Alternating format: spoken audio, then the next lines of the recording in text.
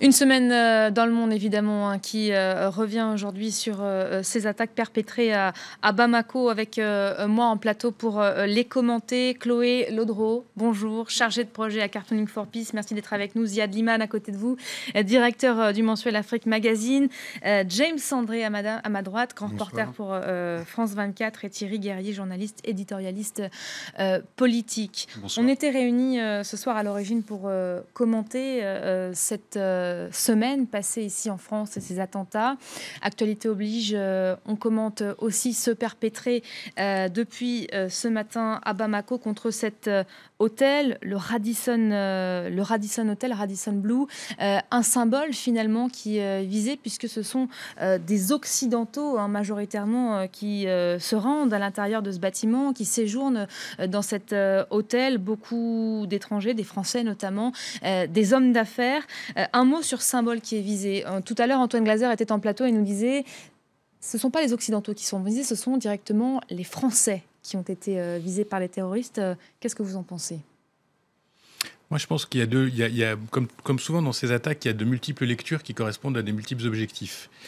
Il y a clairement une attaque contre un pays allié de la France, dans lequel la France a une opération militaire, dans lequel la France a joué un rôle très important pour éviter une invasion littérale qui venait des contrées du Nord, que ce soit djihadistes, Touaregs, etc., dans lequel la France est très investie pour la reconstruction du Mali. Donc c'est clair que d'attaquer cet hôtel dans lequel il y a de fortes chances qu'il y ait un certain nombre de Français, c'est important. Mais on attaque aussi le Mali. Donc c'est pas non plus dans le désert. C'est un pays qui a un certain sens. Je pense qu'on attaque aussi une forme de modèle. Il y a eu des élections, il y a une tentative de reconstruction, il y a un redémarrage de l'économie. Donc des annonces qui ont été faites, le retour de la paix par Ibeka. Enfin, en tous les cas, ça repartait. Et je pense que l'objectif, c'est aussi de scier les jambes à ce genre de redémarrage. J'ai fait l'analogie un petit peu osée avec la Tunisie, mais on voit bien que ces pays sont des pays cibles parce qu'ils essayent de proposer un modèle de sortie de crise par rapport à la menace djihadiste, et ils essayent, etc. Après, le problème, c'est qui attaque quoi, quels sont les groupes impliqués, et cette nébuleuse-là, comme l'expliquait très bien M. Glaser, elle est à la fois franchisée, elle a à la fois des liens, mais grosso modo, sur les objectifs essentiels, quelle que soit la franchise, ils sont un peu d'accord. Il faut détruire l'Occident et les alliés de l'Occident, et ici, il se trouve en Afrique. L'Afrique fait partie de la bagarre. Dernier point, avant de laisser la parole, les gens découvrent un petit peu aujourd'hui le Mali, parce qu'on est dans une ambiance de crise en France, mais l'Afrique est en première ligne de la guerre contre le terrorisme et en première ligne des victimes. On a déjà oublié les attaques au Kenya qui ont été terribles. Les gens oublient Boko Haram, mais c'est tous les jours 30, 40 victimes sur France 24. Vous en faites... Vous êtes plus, j'allais dire... voilà, c'est tous les jours 30, 40 victimes. Au Nord Cameroun, les Chebabs en Somalie, les franchises au Maghreb diverses et variées. Donc c'est un continent qui est constamment en danger. Cette affaire-là est plus frappante parce qu'elle arrive, je ne crois pas par hasard, mais on pourra en parler tout à l'heure, dans la même semaine que les attaques de Paris, et qu'elle touche évidemment des intérêts plus directement occidentaux. Mais malheureusement, c'est pas quelque chose de très surprenant aujourd'hui sur le territoire africain. Thierry Guerrier, vous faites le lien, vous, avec les attaques de Paris Oui, évidemment, nous sommes peut-être un peu trop à Paris franco-centrés, mais je souscris tout à fait à ce qui a été dit. Moi, j'observe que c'est Bamako, mais ça a été Beyrouth, dans une certaine mesure. Il y a les chiites libanais qui étaient visés. C'est Ankara, c'est le Sinaï aussi. Il y avait le ciel du Sinaï avec l'avion turc. Et il y a là l'avion russe, pardon. C'est parce que je cite Ankara il y a quelques instants. Et j'observe ce qu'on a énormément de mal finalement à nommer réellement notre ennemi. Qui est-il et quel but de guerre poursuit-il ? Je pense que l'analyse qui vient d'être faite est tout à fait pertinente. Pour nous, c'est une grande difficulté, nous, Français. Et je pense que là, il y a tout de même deux notions que nous devons affirmer. La première, c'est que il faut assumer le terme de guerre qui a été, en ce qui concerne Paris, mais on y reviendra tout à l'heure. Et je pense que Bamako s'inscrit dans l'affrontement dans lequel nous sommes noyés ou confrontés, en tout cas, depuis quelque temps. Et puis le deuxième point, c'est qu'il y a un piège à ne pas commettre. Certes, c'était les Français qui étaient visés dans le contexte de la stratégie française pour repousser le djihadisme, le terrorisme d'inspiration wahhabite au Mali, mais vers les Français, c'est la stratégie de la France aux côtés de ses alliés, et de ses alliés précisément, qui ne sont pas exclusivement du monde occidental. Même si nous avons l'Europe, la France, l'Europe et les États-Unis, des intérêts communs et une vision commune, nous ne sommes pas seuls. La Turquie elle-même, je le répète, a été attaquée. Les chiites au Liban le sont aussi. Et il y a une volonté de déstabilisation. Il y aurait un piège de ne penser que la chose en affrontement entre l'Occident et le monde musulman. Non, une partie du monde musulman est à nos côtés. Et le premier front, les premières victimes, ce sont les musulmans. On le verra d'ailleurs tout à l'heure, une grande journée de prière avait lieu aujourd'hui en France pour commémorer cette première semaine à Paris. J'aime Sandré, un mot sur ce groupe qui a revendiqué cette attaque de Bamako, le groupe Mourabitoun, merci, affilié à Al-Qaïda. Oui, alors le groupe Al-Mourabitoun, qui est le groupe de Mokhtar Belmokhtar.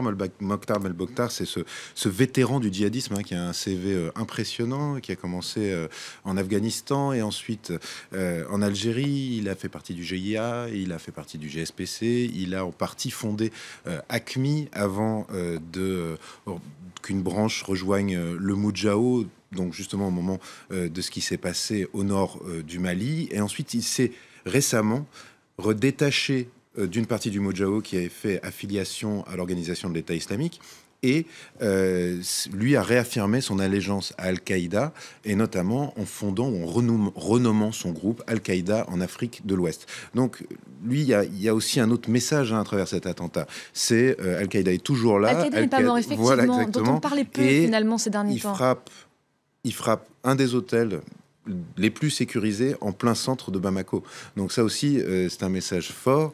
Et je pense qu'il y a aussi un message envoyé quelque part à la concurrence, parce que ces deux groupes sont en tout cas en concurrence sur le territoire du Sahel, et c'est l'occasion de revenir au centre du jeu. Et puis il ne faut pas oublier juste une dernière chose, c'est qu'aujourd'hui il y avait la fin du G5 Sahel, donc c'était les pays de la région qui se retrouvaient justement, qui se tenaient à N'Djamena au Tchad, et dont IBK, Ibrahim Boubacar Keïta, le président malien, a dû revenir en catastrophe à cause de cet attentat, alors qu'ils en étaient à présenter les conclusions de ce sur quoi ils s'étaient mis d'accord. Donc évidemment, quelque part, je ne sais pas si c'était complètement voulu, il y a peut-être une notion d'opportunité, mais en termes de timing pour une organisation terroriste, on a du mal à croire au hasard, c'est ça que vous nous dites. C'est quand même le moment où il devait annoncer les résultats de cette coordination régionale.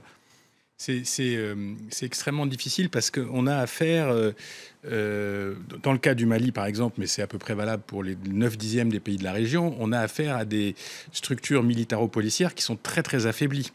En prenant le cas du Mali, il faut reconstruire une armée qui était pratiquement à terre après les événements d'il y a 2 ans, qui était largement décriée par le coup d'État qui avait fait tomber Manitou Madi Touré. Donc on a une armée qui est divisée, compliquée, il faut remettre les gens ensemble, il faut intégrer... D'ailleurs, ça a été assez étonnant de voir ces forces spéciales françaises et américaines arriver quasiment il y en a partout, immédiatement à Bamako. Mais il y en a partout. Les Français sont à Ouagadougou, les Américains dans leurs propres ambassades ont largement de quoi soutenir un siège.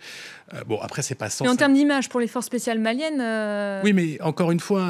ça renvoie l'idée qu'elles n'ont pas pu se débrouiller seules. Je veux pas faire... Enfin, je veux dire, on a vu en France que c'est très difficile de se préserver de ce genre d'attaque. Et même un grand pays comme la France peut être violemment impacté par des gens.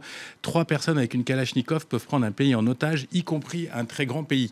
Donc encore plus dans des pays qui sont fragiles, qui n'ont pas de moyens pour leur armée qui est souvent divisée. Je rappelle aussi qu'on a du mal à financer ces régimes. Ces régimes ont du mal à financer des armées ou des gardes prétoriennes parce qu'elles peuvent se retourner à un moment ou un autre contre le régime qui les a financés. Donc tout ça, c'est très très dur. La deuxième chose, et pour moi un point très très important, c'est qu'une des manières de lutter contre le djihadisme, en particulier en Afrique de l'Ouest, au Nigeria, au Cameroun, dans la zone sahélienne, c'est aussi, la bataille économique. Ces gens se font acheter pour $10. Pour $15, vous avez un gars qui bascule de la vie civile au djihad et qu'on arme d'une Kalachnikov, etc.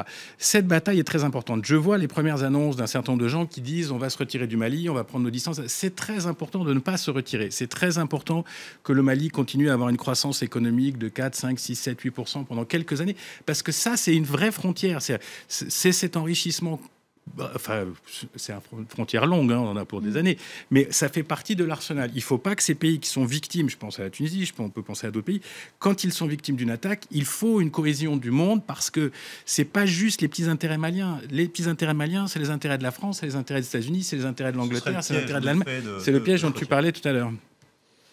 Chloé, je crois qu'on peut revenir ensemble en images sur ces événements de la journée. Oui, quelques dessins. Le premier du dessinateur libanais Hassan Blebel, qui va apparaître donc à l'écran et qui fait le lien, comme il a été fait tout à l'heure, entre les attentats qui ont eu lieu la semaine dernière à Paris et les attaques d'aujourd'hui au Mali. On voit l'Afrique à genoux devant ce terroriste armé qui semble dopé un petit peu, encore sous le coup de l'adrénaline, des attaques qui ont bien fonctionné la semaine dernière à Paris, et qui met en joue l'Afrique, dont le Mali ici est particulièrement mis en exergue pour rendre un petit hommage aux victimes et rappeler ce qui s'est passé aujourd'hui. Les terroristes des différentes organisations en Afrique, Ziad, vous le disiez tout à l'heure, l'Afrique est un pays en danger. C'est un dessin de Damien Glé, notre dessinateur franco-burkinabé. On voit bien cette bête immonde qui n'est pas sans rappeler l'hydre de Lerne mythologique, dont les différentes tentacules portent les noms des pays où sont implantées les différentes organisations et où sont commises régulièrement les exactions. Cette métaphore est reprise par le dessinateur d'Afrique du Sud, Zapiero, qui publiait ce dessin dans le Times et qui montre encore une fois les différentes forces en présence, Al-Qaïda, Boko Haram, Al-Shabaab vers la Somalie. On voit bien qu'il y a des jeux d'intérêt dans les attentats de ce matin. Al-Qaïda refait parler de lui, peut-être aussi pour montrer à Daesh qu'il existe toujours. Donc l'Afrique est un peu cernée par ces différentes bêtes assez inquiétantes. Je voulais montrer ce dessin de Damien Glé puisqu'il montrait la réaction en fait des jeunes face aux terroristes. Alors un petit peu de psychomorphologie. Le terroriste là, le barbu, il est très très laid, un nez complètement déformé, des dents pas très alignées. Il fait plutôt peur. Et le jeune en face qui sifflote, qui met feu d'ailleurs au bout de sa barbe. Et c'était un dessin un petit peu optimiste quant à l'attitude que peut avoir la jeunesse face à ces organisations. Un dernier dessin, pour finir, celui du dessinateur algérien Dilem. Hollande s'attaque aux islamistes maliens et l'islamiste, le barbu, au milieu du dessin avec ses bagages qui dit « c'est décidé, je me casse en Belgique ». Ça fera un peu lien avec le sujet dont on parlera tout à l'heure et les attentats qui ont eu lieu à Paris. Un mot peut-être, on l'évoquait à l'instant avec ce dessin sur la concurrence entre ces différents groupes. James André, peut-être Al-Qaïda qui ressurgit, qui sort de l'ombre aujourd'hui et qui vient rappeler à Daesh, qui envoie ce message qu'il est toujours là. À quel point la menace Al-Qaïda pèse-t-elle aujourd'hui sur les Occidentaux et les Français notamment ?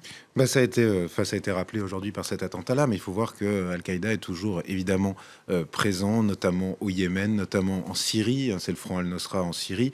Il y a bien sûr Al-Qaïda continue de menacer tout le monde. Après, c'est vrai que sur le plan médiatique, Daesh a pris l'ascendant, ce qui ne veut pas dire qu'ils aient disparu. J'avais une question, n'étant pas totalement un spécialiste de cette nébuleuse, mais est-ce que c'est une concurrence réaffirmée ou finalement un front commun ce soir face à un adversaire qui est la France, mais à l'adversaire dont la France est celui qui est en première ligne. Peut-être un peu des deux, non ? Je pense que c'est un peu des deux. Puis après, on dit c'est la France qui est visée. Évidemment que c'est la France qui est visée. Vous l'avez dit, vous avez raison. Maintenant, en termes de nombre de victimes, on n'a pas encore... Mais comme tête de pont d'une coalition de fait, c'est ça que je veux dire. Oui, c'est-à-dire que la France est en première ligne. Pourquoi ? Parce qu'elle combat le terrorisme sur pratiquement tous les théâtres aujourd'hui. La France est présente au Mali, la France effectivement combat Daesh à la fois en Irak et en Syrie. On envoie le porte-avions Charles de Gaulle. Il y a eu beaucoup également d'annonces fortes contre le terrorisme qui ont été faites depuis la France, et la France a une position sur le plan diplomatique qui est extrêmement ferme sur un certain nombre de points. Donc la France apparaît effectivement comme une sorte de chef de file. Je pense qu'il y a aussi un autre phénomène par rapport aux attentats de Paris, c'est qu'il y a un côté il y a une opportunité. C'est plus facile de frapper à Paris quand on est basé en Syrie que de frapper à New York ou à Washington. Ça aussi, c'est une réalité. Pardon, vous vouliez... Non, pardon. Je ne voulais pas vous couper la parole, mais juste un point important, parce que je vois l'heure qui tourne. Il y a un théâtre... Non, il y a un théâtre d'opération dont on ne parle pas beaucoup ce soir, qui est la Libye. Qui est quand même, si vous regardez la carte, si vous regardez où se trouve... Où Daesh est implanté. Et donc, pour reprendre cette discussion où quand même les pays du Sud, on va simplifier, ils disent... Vous n'êtes pas solidaires de nous dans la bagarre. Vous êtes les Occidentaux. Quand vous êtes touchés, vous avez une réaction tout à fait compréhensible d'émotion et de revanche. Mais nous, on porte le poids.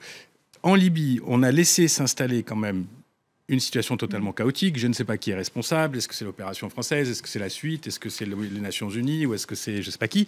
Mais aujourd'hui, il y a 2 têtes de pont de l'État islamique en Libye qui sont à 2 heures de Marseille, qui sont à 2 heures de Rome. Et cette situation-là, on la laisse s'installer comme on a laissé... D'une certaine manière, on savait qu'il y avait un foyer qui s'appelait l'État islamique qui était en train de naître entre l'Irak et la Syrie. On a laissé ça pendant 2-3 ans devenir une puissance considérable. Donc, on paye une réaction un peu trop tardive aujourd'hui, c'est ça que vous êtes en train de dire? Non, je pense qu'il faut que tout le monde se rende compte que ce n'est pas l'affaire de l'Occident ou l'affaire des musulmans ou l'affaire des Arabes ou l'affaire de trucs. C'est l'affaire de tout le monde contre des organisations qui sont relativement concurrentes ou relativement franchisées, mais qui finalement... ont toutes le même objectif. Alors, elles se tirent peut-être la bourre, excusez-moi de l'expression, pour savoir qui va faire le plus de dégâts. Mais au fond, leur objectif fondamental, c'est le djihad, c'est la destruction de l'Occident et de ses alliés. C'est aussi la destruction d'un certain nombre d'idées. Encore une fois, je vous dis, c'est pas par hasard que des pays qui essaient de s'inscrire dans la démocratie, dans une certaine ouverture de fonctionnement politique, dans une certaine sécularisation des mœurs, etc., sont des pays extrêmement visés.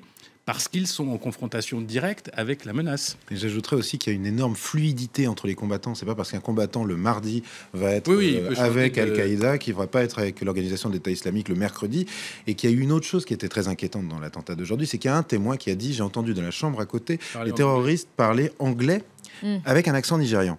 Sachant que la grande crainte aujourd'hui quand même sur le continent, c'est qu'il puisse y avoir connexion entre l'organisation de l'État islamique en Libye et ses affiliés, parce que bon, pour l'instant c'est plutôt Al-Qaïda quand même au Sahel, mais il y a des premiers groupes qui commencent à dire qu'ils prêtent allégeance à l'organisation de l'État islamique. Je pense notamment à cette branche du Moudjahou, et au sud, c'est Boko Haram. Et quand on prend une carte, les frontières sont complètement poreuses. Qui sévit quasi quotidiennement au Nigeria, et pas seulement d'ailleurs. Et à l'est, c'est Al-Shabaab. Donc c'est vrai qu'il y a une espèce de... Enfin, le risque, c'est la connexion, effectivement. Thierry Garrier. Oui, je pense que toutes ces affaires et cette situation réinterroge, tout en le confortant d'ailleurs en partie, si on trouve une solution par le haut, c'est-à-dire par l'unité, réinterroge le projet européen. On y reviendra peut-être sur la question de renseignement dans le débat sur les attentats, ou notre analyse sur les attentats, mais sur cette question africaine en particulier, ou de la montée en puissance d'une coalition, il y a la relation avec les États-Unis bien sûr et la Russie, mais il y a aussi au sein même de l'Europe, une capacité militaire qui pourrait être renforcée